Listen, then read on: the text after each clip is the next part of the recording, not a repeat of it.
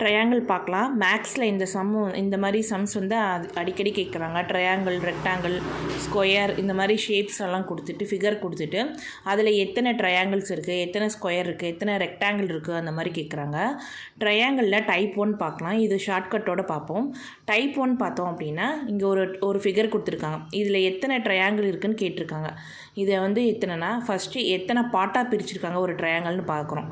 1 and 2 பிரிச்சுருக்காங்க. அப்போ கீழே 1, second பார்ட்டை 2ன்னு போட்டுக்கிறோம். ஆன்சர் என்ன வரும்னா 1 + 2 = 3 அப்படிங்கிறது. சேம் அதே மாதிரி தான் வந்து இந்த ஃபிகரில் பார்த்தோன்னா ஒரு ட்ரையாங்கிளை 3 பிரிச்சுருக்காங்க. 1, 2, 3 அப்படின்னு பிரிச்சுருக்காங்க. அப்போ இதோட ஆன்சர் என்ன வரும்னா 1 + 2 + 3 = 6ன்னு வரும்.